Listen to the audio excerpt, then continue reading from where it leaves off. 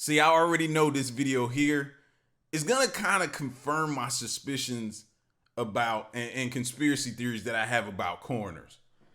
Because they have so much power that people don't pay attention to. The ability to have the authority to determine the cause of death.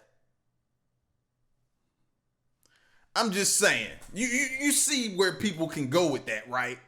And how they can take that power and use it for evil and do different I've always thought about that, but haven't never really come across videos that much about. Here's one that's titled Evil Coroner Caught on Camera. Let's get to it. Kovaleski with Denver 7 News.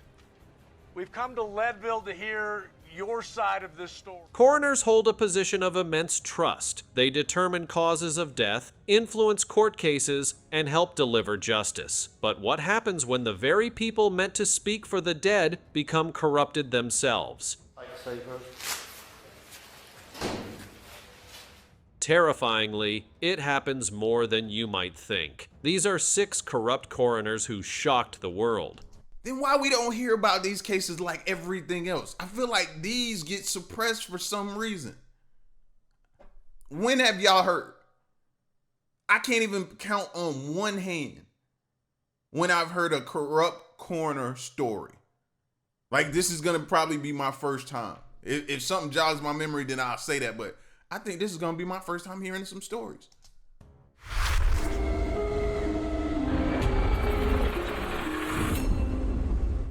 Number 6.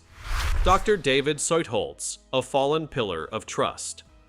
Dr. David Syoltz was once a symbol of trust in the medical field. Known for his long career as the Kenton County coroner, his reputation for compassion and integrity extended for over 4 decades, serving as a respected physician and coroner doctor. Syoltz seemed to be a man dedicated to serving his community. However, behind the trusted face of the man who helped families through loss, a dark secret slowly unfolded. During his career, Dr. Syoltz earned a reputation for being thorough, solving difficult cases, and providing answers to grieving families. His role as a family physician also saw him caring for countless patients over the years. He seemed like the perfect blend of trust and expertise, with a passion for providing the best care. Unfortunately, as time passed, this once respected professional began abusing his position for personal gain. In what would become a major scandal, Dr. Syoltz was found to have been illegally prescribing opioids, putting many of his patients at risk. His abuse of power didn't end there. A deeper investigation revealed that his actions had been going on for years. Despite earlier disciplinary actions for prescribing methadone without authorization, it was clear that his disregard for the law had persisted. After being caught, Dr. Syoltz faced serious consequences. A federal jury convicted him on multiple counts of illegally distributing drugs, and he was sentenced to a year and a day in prison. I care about.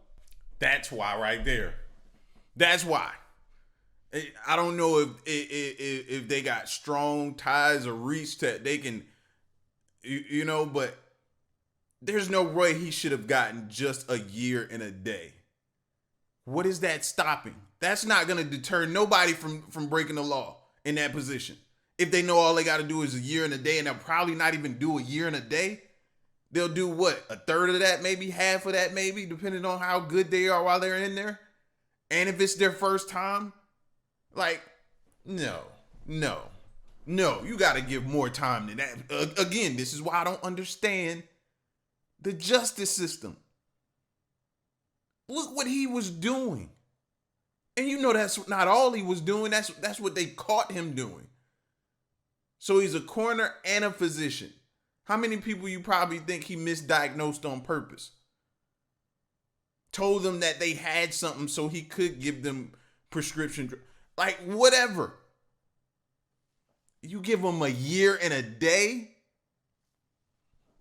Please, man. He knew somebody. He knew the judge. He knew the prosecution. He knew somebody. And pulled some strings. My patients. And everyone in the community. His downfall, once unimaginable, served as a stark reminder of the importance of holding individuals in positions of authority accountable. His case highlights the need for stricter oversight in medical professions, ensuring that those who are supposed to help are not allowed to exploit their power for personal benefit. Number 5. What makes him different, any different than a drug dealer that they would lock up and give multiple years and several years? What makes him any different than those drug dealers? 5. Stacy Kent, the cremation horror.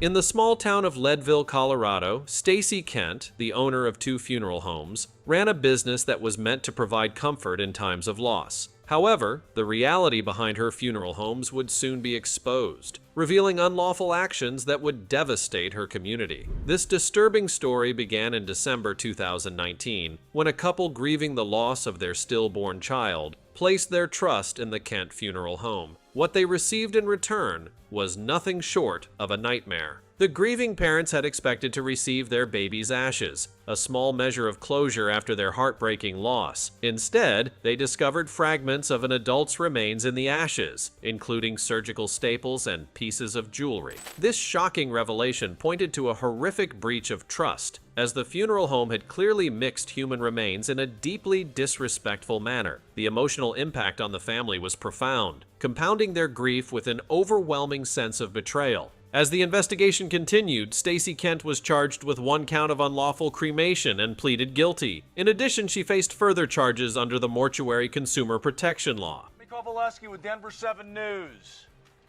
We've come to Leadville to hear your side of this story. Despite the severity of the case, the court imposed a 1-year probation and a $5,000 fine.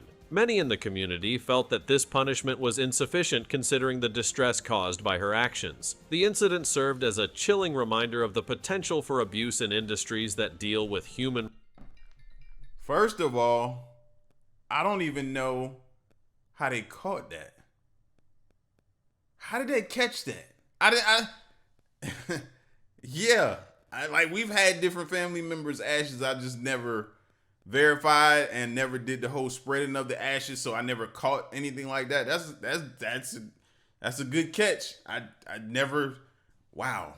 And then I don't even know how would you respond to that? And it's a kid. Yeah, I don't blame them. Again, was that enough time? They didn't get no time. They just got probation. Remains, raising concerns about the need for tighter regulations and better oversight to protect families in their most vulnerable moments. Number 4. Shannon Kent, the coroner's dark secrets.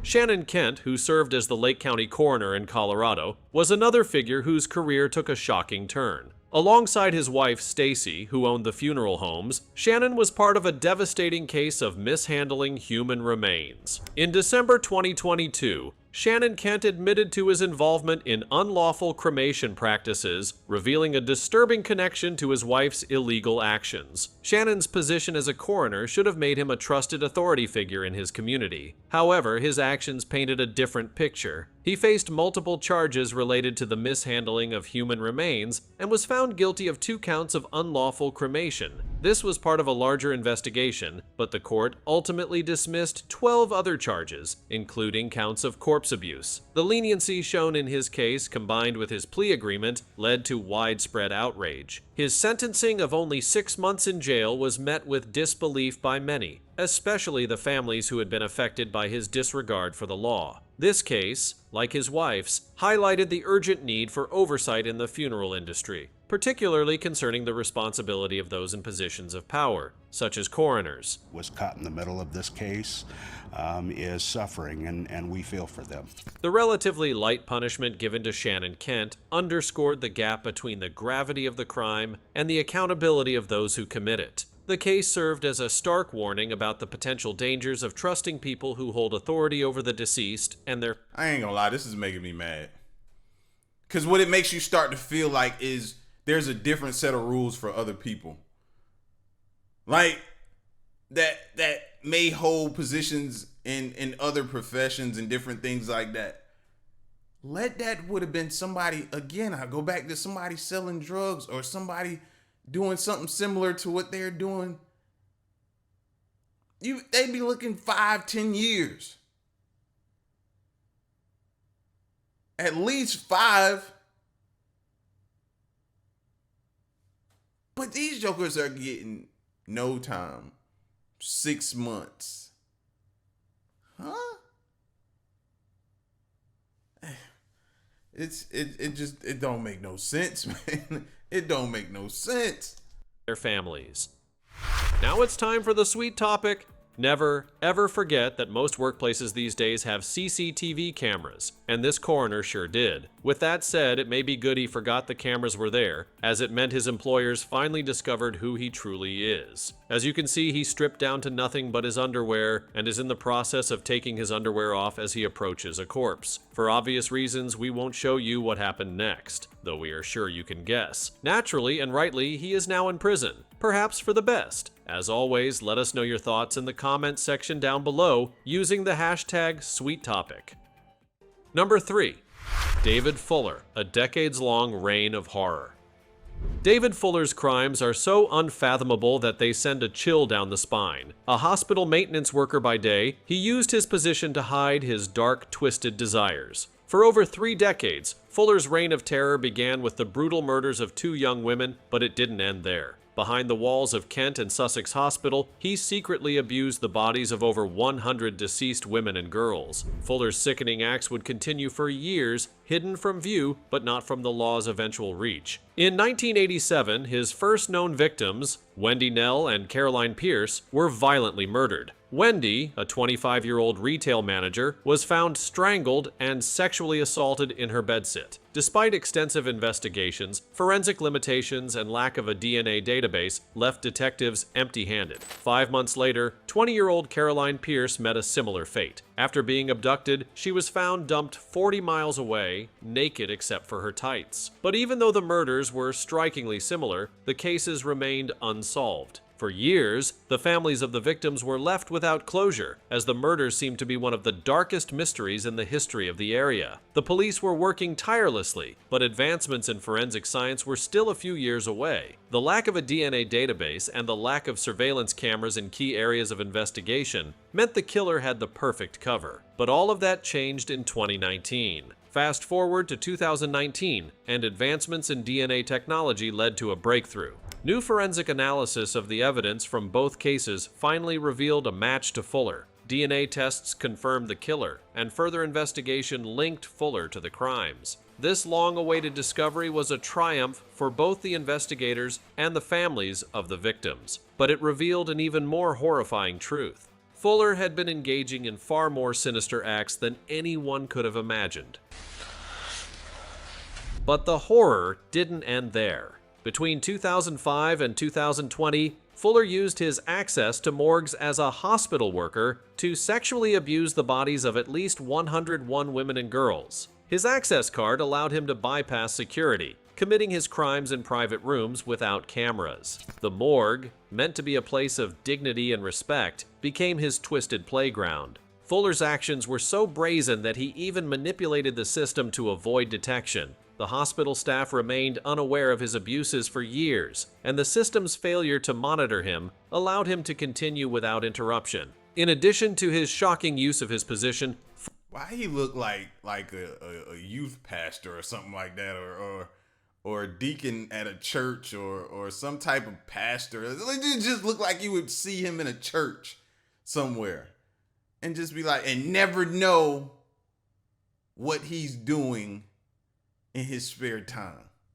I say that to say, because I want y'all to look at everybody skeptical. I'm telling you, I want y'all to look at everybody sketchy and just be like, yes, second guess everyone. Everyone. That's the purpose of me saying something like that.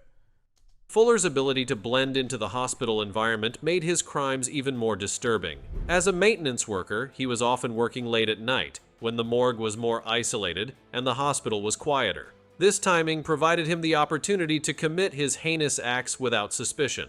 Even when Fuller's disturbing behavior was finally uncovered, the hospital's response was slow and inadequate, leading many to question how he had been able to carry out his crimes for so long. When police investigated Fuller's home, they found disturbing evidence. over 14 million images documenting his abuse. His computer revealed a collection of videos and photos, some showing him committing horrifying acts on the bodies of the deceased. This fool liked to watch himself. He liked to watch himself. Oh, so y'all only... I'm scared to even know how much time he got. He should not be let back on the street amongst everyone. This fool needs to be locked up for a long time. Investigators were horrified to discover that Fuller had spent years meticulously documenting his perverse behavior. His collection, which included photos and videos of the bodies he had violated, revealed the true extent of his depravity. The images were a chilling reflection of a man consumed by his own twisted fantasies. It was clear that Fuller had been living a double life, hiding behind the facade of a regular, harmless hospital worker while committing unspeakable acts in secret. The sheer volume of evidence against Fuller left investigators stunned. As part of that investigation, you've been linked as a suspect, both geographically and forensically. In 2021, he was convicted and sentenced to life in prison. The case was a reminder of the horrific potential hidden in plain sight, with authorities working relentlessly to bring justice to victims like Wendy and Caroline. Finally.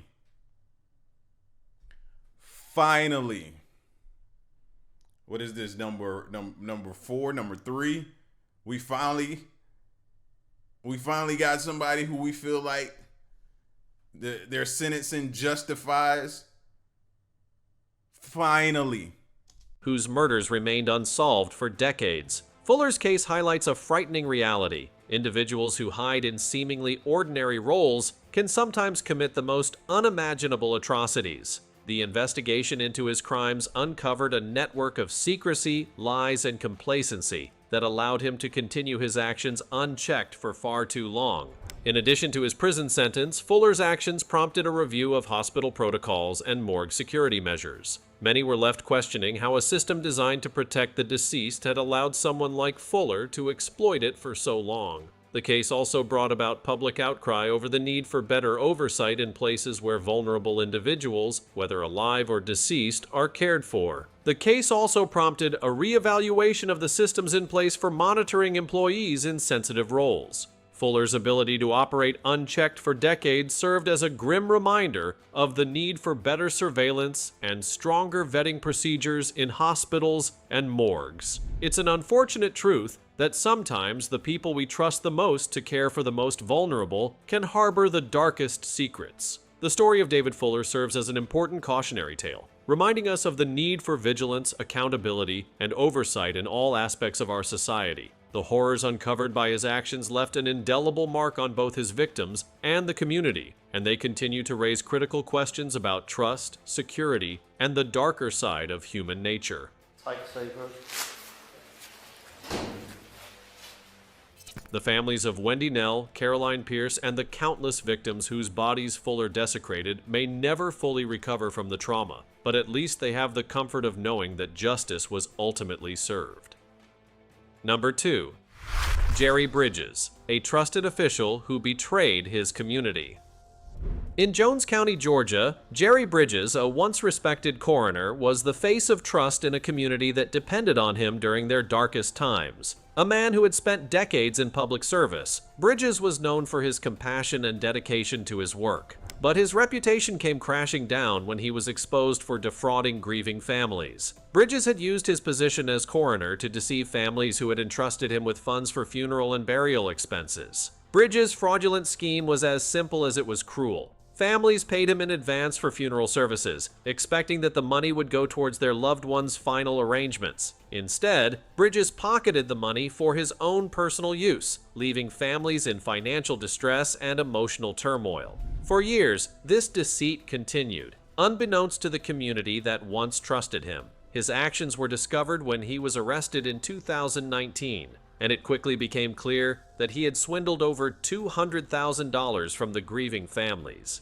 Bridges, who had served as Jones County's coroner since 1980, built a strong reputation over the years. He was a local figure people relied on to help them navigate the difficult and often traumatic moments of loss. He was a familiar face at the county's funeral homes, offering what seemed like compassionate support to families during their most vulnerable times. And So I've been doing it myself. But behind this image, Bridges was betraying the very people who trusted him with their loved ones' final arrangements. His scam was often carried out through a network of funeral homes that worked with him. When families were preparing to bury their loved ones, Bridges would either overcharge or ask them for upfront payments for services like embalming, caskets, and burial plots. Once the money was handed over, he would disappear with it, leaving the families without any services rendered. In many cases, Oh, so they weren't getting no services at all. I'm thinking he halfway doing the service. You know what I mean? Supposed to be embalmed, not really embalming them, doing something else. You know, buying cheap caskets, funeral services, really not up to par with the expense that you paid. I'm thinking something like, he not even giving them a service. How was he able to continue on with that business? How does word not travel and get around to people about what type of services is in business he's running? I ain't gonna lie, this has made me look at and think about the whole funeral service industry in general. Because I'm starting to see a lot more people go into that profession, and it's like, what do they know? Or what are they able to do? Or what are they hearing? What is making more and more people go into that? I know it's the money. There's got to be something with money, but it's got to be more.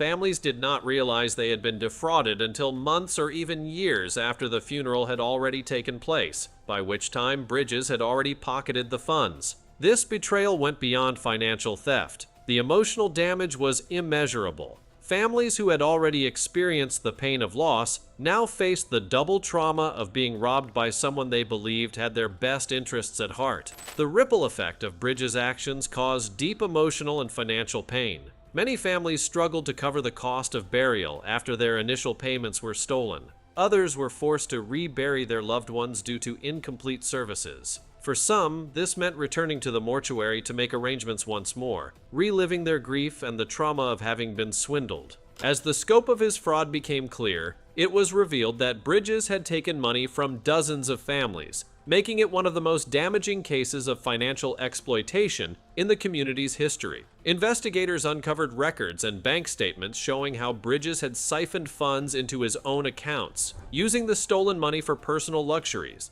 including vacations and other non-essential items. He had gone to great lengths to hide his actions, even falsifying records and accounts to cover up the thefts. In court, Bridges pled guilty to 43 charges of fraud, acknowledging the harm he caused to the victims. The emotional toll on his victims was apparent during the court hearings. Many families attended, sharing their heart-wrenching stories of how they had been robbed of both their loved ones and their savings. While Bridges faced the possibility of decades in prison, his age and health led to a lesser sentence. Bridges was sentenced to 5 years in prison, followed by 15 years of probation. This sentence, though far from the full consequences of his actions, was a step towards justice. However, the scars left on the community by his betrayal would last far longer. Families spoke of the financial strain they endured after losing their money, and how the emotional toll of his betrayal added to their grief.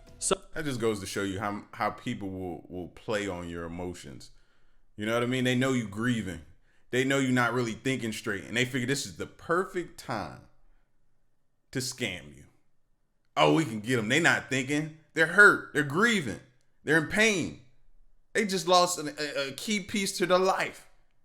Perfect time to scheme. That's crazy how people think. Some victims described how they felt the initial shock of their loved one's death had been compounded by the realization that they had been scammed. For many, it was a painful and crushing betrayal. His case serves as a warning about the power of public trust and the damage one person can do when that trust is abused. The case also prompted local authorities to rethink the oversight of funeral and burial-related services in Georgia, raising questions about the lack of regulations and checks on funeral homes and coroners. Bridges had worked within a system that allowed him to thrive on deceit for decades, and it was clear that more robust systems needed to be put in place to protect grieving families from future exploitation. In addition, Bridges' case had a significant impact on the local government. The the county was criticized for its lack of monitoring of his activities, leading to calls for stronger policies on accountability within public office holders. Several families also pushed for legislative changes, demanding that public officials involved in funeral and burial services be held to higher standards of ethical behavior, with more transparency in their dealings with the public. Though Bridges' sentencing brought some relief to the victims, many continued to struggle with the emotional scars and the financial burdens his actions left behind. They worked together in support groups to help each other heal from the trauma, but for many, the wounds caused by his deceit will never fully heal. The case remains a tragic reminder of the vulnerabilities of trusting in those meant to serve and protect us. Number 1. Kenneth Douglas, the Coroner's Horrifying Secret. In Hamilton County, Ohio, a shocking and deeply unsettling truth about a local morgue worker came to light. Kenneth Douglas, who worked as a night shift employee at the Hamilton County morgue, had a chilling secret that rocked the community, and for years he hid his twisted actions behind closed doors. Though he appeared to be just another morgue worker, Douglas used his access to the deceased in ways that were both horrifying and unimaginable. Douglas had been employed at the morgue since the late 1970s. During his time there, he was tasked with handling bodies with the utmost respect and care, as was his responsibility. However, behind his professional facade, Douglas harbored dark, disturbing desires. He later confessed to engaging in sexual acts with the corpses of up to 100 women, often under the influence of drugs and alcohol. His chilling admission to these acts in a deposition left many in disbelief, and his words sent shockwaves through the courtroom. The impact on the families of the victims and the... That's a different level of nasty, bro. That's a different level of freaky. Like, no, that's... A corpse, fam? That's what's gonna get you... Yeah, man, I think I'm gonna start walking around with gloves on, man. I'm scared to shake a lot of y'all's hands. I don't know what y'all doing or just did right before we met each other. Yeah, I need to invest in a lot of latex gloves, I see. Yeah, some people just nasty. The community as a whole was immense. How could such a grave betrayal have gone unnoticed for so long?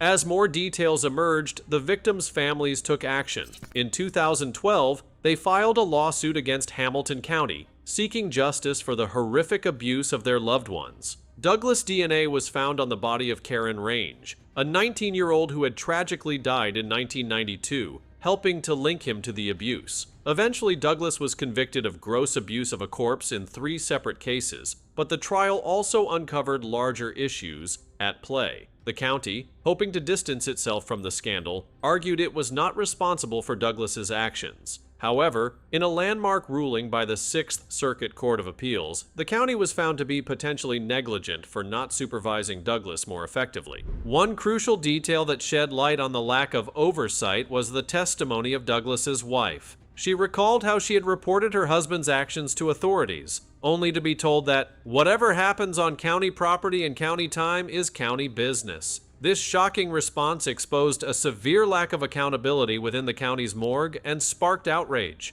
The revelation of Douglas's actions was not just a personal betrayal, but an institutional failure that left the community reeling. The emotional toll on the families of his victims cannot be overstated, as they had to endure the trauma of reliving their loved ones' deaths in the legal proceedings, hearing graphic details of the abuse inflicted upon their bodies. The case served as a stark reminder of the need for oversight in positions of trust, especially when handling sensitive and vulnerable individuals. While Kenneth Douglas was eventually sentenced to prison, his crimes left deep scars on both the victims' families.